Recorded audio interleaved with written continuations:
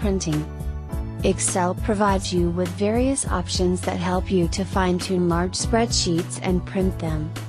This video will take you through some of the commonly used printing options provided under the page layout ribbon. Page margins.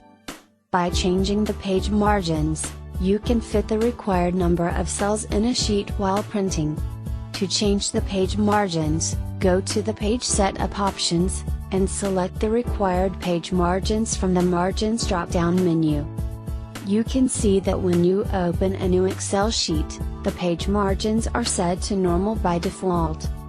You can also choose other options like narrow, or wide, or you can select the Customize option and enter the required margin size.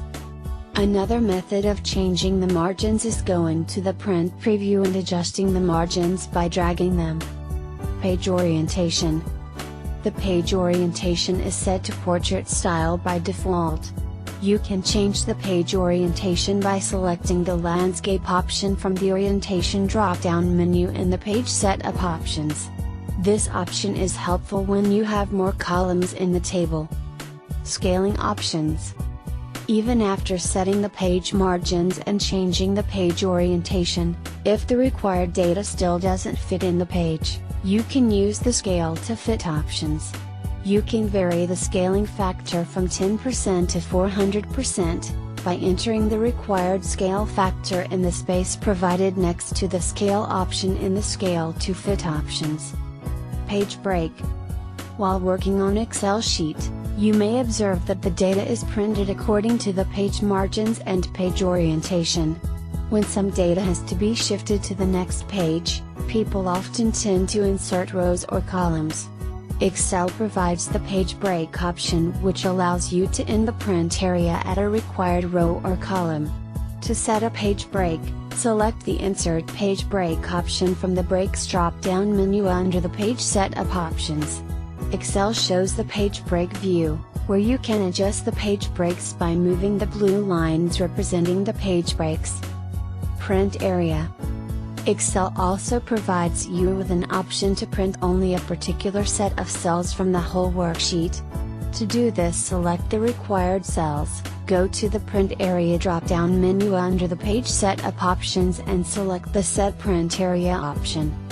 Print titles. When you have a large worksheet running to multiple pages while printing, you may get confused with the row headings or the column headings and may have to refer the first page to know the page heading while working on each sheet. To eliminate this confusion, Excel provides you with a Print Title option. Go to the Print Title option under the Page Setup options and select the reference text that you want to be repeated in each page while printing. Header and footer. Headers and footers are mostly used as identifiers while printing a document. As you can see, Excel provides us with some standard headers and footers like date, page numbers and so on. To insert headers and footers, go to the Insert ribbon and click on the Header and Footer option. This will automatically show you the Design ribbon, where you can select any standard header or footer from the Header and Footer drop-down menus. You can also enter the required information in the space provided.